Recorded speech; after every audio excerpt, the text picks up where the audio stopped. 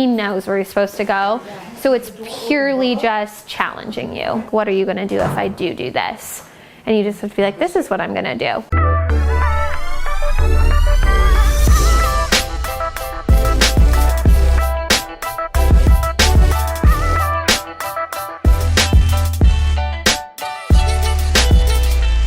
So we don't know if the previous owner, they had a crate for him.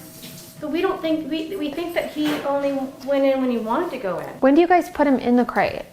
Well, at first when we got him, he always just went and he was fine. That was his safe place. Yeah, and it wasn't until he went to Tahoe that Tom started to notice the shift on the whole crate thing. Having him just hang out and really sleep at night, and he was fine. Okay. But he wasn't crated. Got it. He probably was able to go in, door open. Yeah.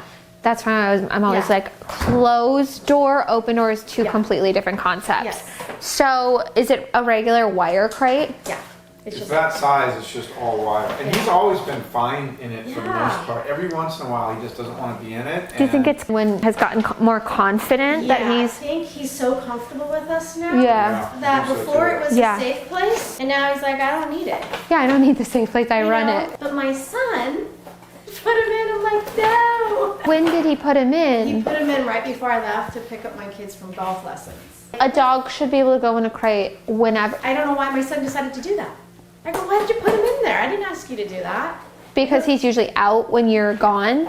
Yeah. Okay. We don't like, saw him start chewing. I'm like, okay, he doesn't want to be in there. So I just close all the doors because we've been having accidents and we can't figure out why. The accident thing goes into play with this too, that he's testing you. So this happens, how many months have you had him now?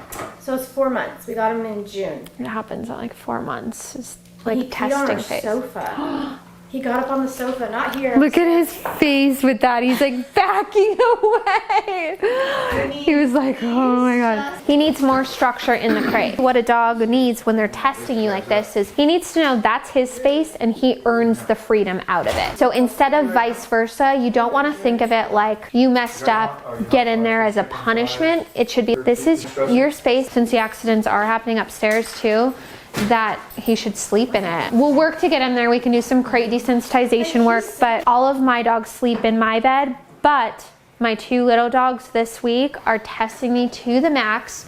This week they're sleeping in the crates, and then we'll try again with the freedom in a week. But I'm like, this is what happens when you take advantage of freedom. You're back into the crate, you don't earn it. I have this Malamute client that I didn't start working with until the dog was 1. The dog broke out of crate. She probably spent $1,000 in gates trying to gate him. He jumped over every single gate. This dog at a year old when we started training had so many control issues because the owners had tried to put him in a crate, tried to have boundaries, and he was like, I run this. So when you have a dog like this, you have to be able to get him to be okay with you being in control, like that's your area and you earn your time out. What you guys should do with the crate, we can do a little crate work, but you should get zip ties. You have to have a foundation of structure in the crate. Where is he during the day?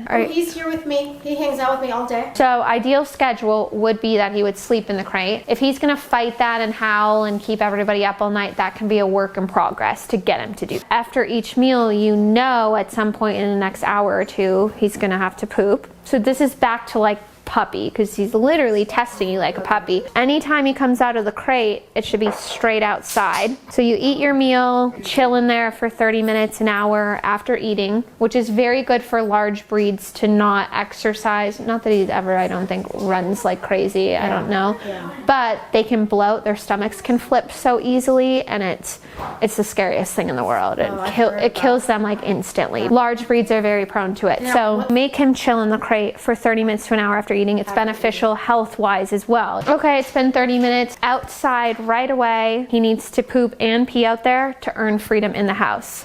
If he doesn't go, you can either leave him out there, but the thing is you have to be able to watch to see if he goes. If he doesn't go and you don't have the time to sit and watch, he can go right back in there. This is really gonna help with all of his boundaries. He needs to re-earn freedom here because he's just taking advantage of it. And a lot of times during testing phase, what they do is like, oh, what happens if I pee on the couch? Nothing. He gets in trouble for an hour and then nothing else. His freedom with you during the days stays the same.